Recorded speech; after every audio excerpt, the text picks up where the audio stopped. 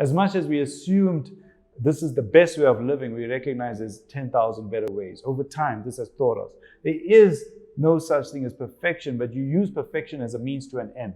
There's always a greater end. It doesn't mean for a moment, that particular moment in time, you may have achieved a perfection, but there'll be far higher levels. For example, I'm just choosing sport. When you watch a team at play, it seems like it's artistic, a team that wins the World Cup. They really wowed in the manner in which they play, right? I was watching the French who won the World Cup, right?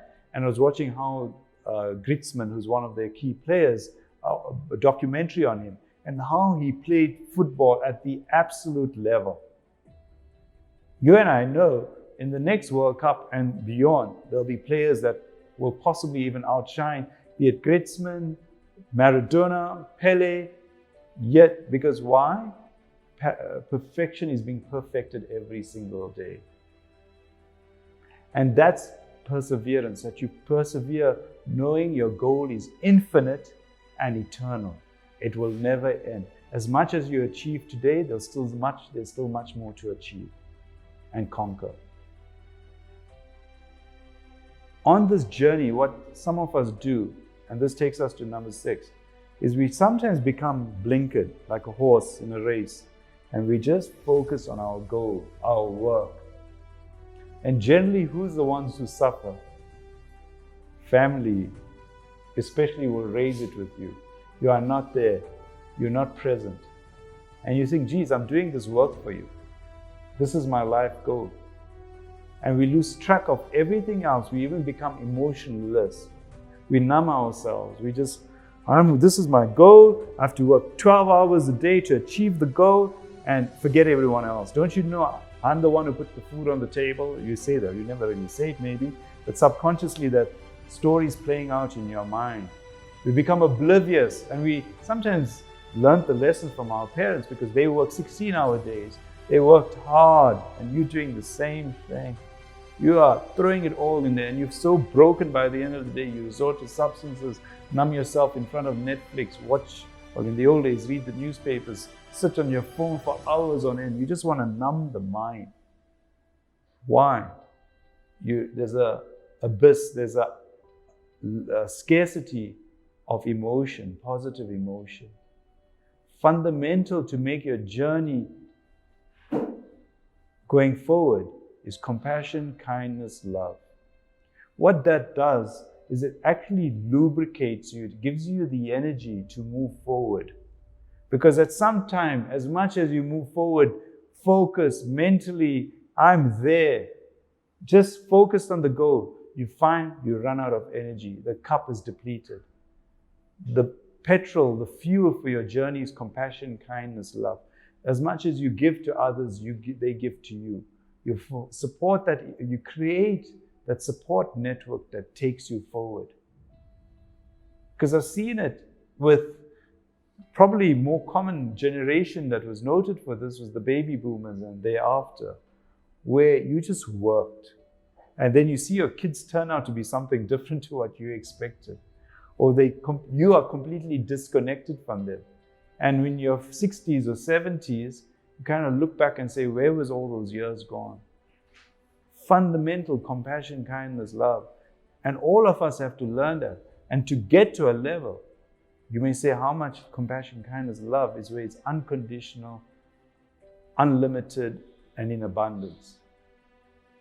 And that allows you as well to see your goal, what you're persevering to, more clearly, because you recognize what you're doing it for. Then you actually reach balance with yourself. It's important that it's not a question of giving 5 minutes to compassion, kindness, and love. It's creating it. Because what you then do, because what you're working hard for to the point you think you'll get a heart attack, is then it's not worth it. You've got to create that balance so you make it worth it, so that you may even step back a little from that work goal and focus more on your relationship goal. Because many of us in here will identify ourselves by your workplace first, by your title at your work. And the title of husband, wife, mother, father, sister, daughter is like secondary. Sometimes it doesn't even exist. We live at home alone. But It's not just compassion for others. By default of love for others, you're creating love for yourself, joy for yourself. Because many a person will say, I reached a particular financial goal or material goal, which is great, but it's not worth it if he's not sharing it with anyone. You've heard of Cristiano Ronaldo, right? Famous football. And he says this in one of his videos. Millionaire, billionaire, and you and I won't doubt him. He's got quite a few nice cars in his garage.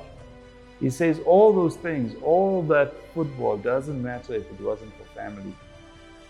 And the man is at a level where he can decide, I don't want anything to do with family, one would argue. In fact, 20, 30 years ago, we would have seen like, oh, okay. But he says family is fundamental.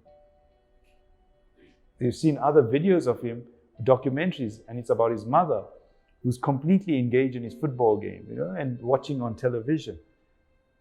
Family is fundamental because he could not be where he is, and he states that, if it wasn't for family. What he's saying is, if it wasn't for compassion, kindness, and love, he wouldn't be where he is. Right? It's amazing how he shows how he dotes on his son even. Right? And that's what allows it to be worth it. Other than that, it's empty. The car, as great as it is a material object. It's not going to give you that emotional fuel, if I use that word, the power. Because generally we say, when I get financially okay, then I'll focus on the family. Geez, we've got one foot in the grave by then. And all of us are guilty, okay? All of us at some level play that role out, but it has to be both. You've got to create that tension between family and work. And I'll share something else about that family and work, is in the tension of the fact that you say, I want to spend more time with my family. You thereby endeavor to take your company, your work to another level that allows you to spend time with your family, rather than making your work your life. Because when you make your work your life at the expense of family, what happens is the work becomes the monster. The work burns you out. The work results in the fact that you physically have diabetes, high blood pressure, cancer, all these so-called nowadays lifestyle illnesses. But if you bring the family into the equation, it actually reduces the lifestyle illnesses. And you actually then start thinking, hey, it's another talk altogether about work in the sense of you create work to be the passive income flow and the family to be the active, I'll use the word, income flow. Because hey, I'd rather, all of us, let's face it, rather spend time with our family than 20 irate employees or employers or colleagues or peers. All right? And it's amazing. I'm fortunate in that been exposed to a few CEOs, and one guy especially runs a multinational company. Like, wow. I said, do you ever go into the workplace? And he was in his late 50s, and he said something, I learned something from this. It says, those days are past. I go in to my office at home and I'll do 1 or 2 hours of emails. I've created the system so that it runs on its own. The rest of the time, family, friends.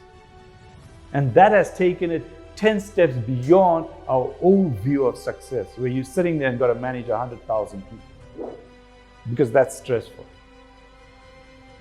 You can't get your partner to do what you would like. How you struggle to get 100,000 people. As much as you've read every self-help book out there, it's fascinating to see most so-called powerful success and entrepreneurs of this day and age are tending to step away from where they're managing thousands of people. Let's let the system manage itself. Okay? Because at some point, we've seen it in history, so-called great leaders. There's always been a rebellion or a revolution. Okay? The one person that comes to mind now, interestingly enough, is Winston Churchill.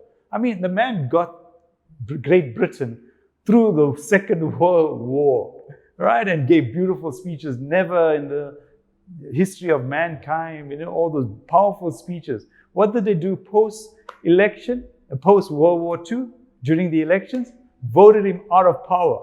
Apparently he went into depression, the stories of whether he speaks of the depression he experienced and all those things in general. But yeah, so much for the man who led you through the war. And it's amazing. That's the nature of organizations. We have to go beyond the step where we think, oh, you be good to me and I'll be good to you. I've worked for you for 20 odd years. No, you're lucky if they work for you for 20 odd days nowadays. right? But still, compassion in spite of the circumstances. Compassion in spite of the organization. Compassion of the fact that they held a gun to your head. Don't be stupid and sit there. Get up, move on. Don't stay in that negative, abusive, physically dangerous situation. But don't let yourself become because of that person.